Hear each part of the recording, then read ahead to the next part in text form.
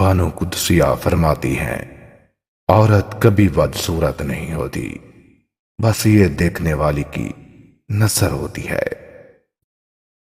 عورت دنیا کی وہ واحد مخلوق ہے جسے پیار بھی کرو تو وہ ڈر جاتی ہے۔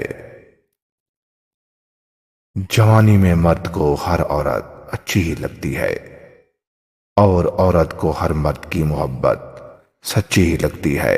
عورت کا بس دیکھ لینا بھی مرد کو ادا لگتا ہے، اور مرد کا بس ذرا سی فکر کرنا عورت کو محبت کی انتہا لگتا ہے۔ یہ عمر ایسی ہی جذباتی ہوتی ہے، اور ہم اسی جذباتی پن کو محبت کا نام دے کر اعتراف محبت کر لیتے ہیں۔ خود کو اور دوسروں کو وقت دیں، کیونکہ ایسی محبتوں کی سچائی وقت ہی بتاتا ہے۔ کوئی بھی شخص محبت کرنے سے نہیں ڈرتا، لیکن اس بات سے اس کو ڈر لگتا ہے کہ کہیں غلط شخص سے محبت نہ ہو جائے اور اس کی زندگی نہ برباد ہو جائے۔ بس وہ اس بات سے ڈر کر اپنی زندگی کو ایک مخصوص ڈبے میں قید کر لیتا ہے۔ بہت زیادہ غصہ کرنے والے لوگوں کو بہت زیادہ پیار اور اپنانے کی ضرورت ہوتی ہے۔ اپنے آپ سے روز ملاقات کرو۔ تم کو لوگوں سے کیا کہ لوگ کیا کھاتے ہیں، کیا پیتے ہیں، کیا پہنتے ہیں، سوتے کب ہیں، جاگتے کب ہیں۔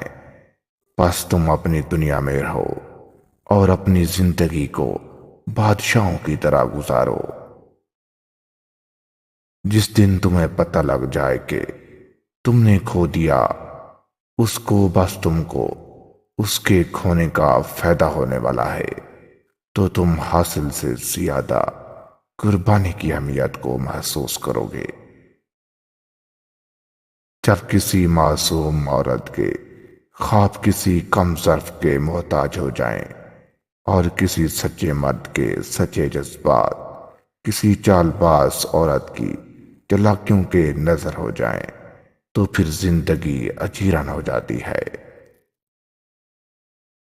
اگر کوئی لڑکی پیسوں کے لیے آپ کے ساتھ چل رہی ہے تو آپ ایسا کریں کہ کچھ وقت کے لیے اس کے پیسے بند کر کے دیکھیں، تو لگ پتہ چل جائے گا کہ وہ آپ کے ساتھ جنت تک چل رہی ہے یا دروازے تک۔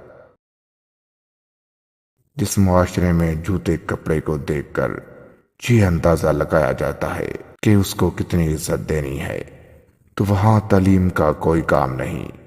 وہاں کی الماریوں میں تا حیات صرف جوتے ہی چمکتے ہیں۔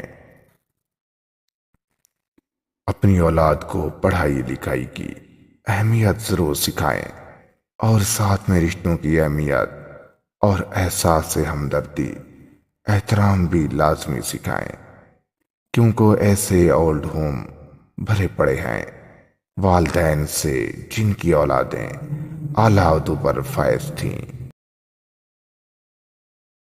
اپنے الفاظ کو سوچ سمجھ کر بولا کریں، اور اپنے الفاظوں کا چناؤ سوچ سمجھ کر کیا کریں، کیونکہ کچھ الفاظ ایسے بھی ہوتے ہیں جو انسان کے اندر بہت زیادہ چیخیں مارتے ہیں، اور یہی الفاظ انسان کی موت کا سبب بنتے ہیں۔ جب بیٹی جوان ہو جائے تو ان کو کچھ باتیں لازمی بتائیں کہ بیٹا کسی نامحرم کے ساتھ ہاتھوں کے ساتھ سلام نہیں کرنا چاہیے، صرف اپنے والد بھائی جو آپ کے محرم ہوں۔ نامحرم کے ساتھ ہاتھوں کے ساتھ کبھی سلام نہ کریں، اور ہمیشہ ان کے سامنے اپنی نظریں نیچی رکھیں، اور بنا کسی ضروری کام سے ان کے سامنے جانے سے گریز کریں۔ ان کے ساتھ ہنسی مذاق سے گریز کریں، اور جب تک آپ کے والدین کی رضامندی نہ ہو تب تک ان سے کچھ چیز لینے سے گریز کریں۔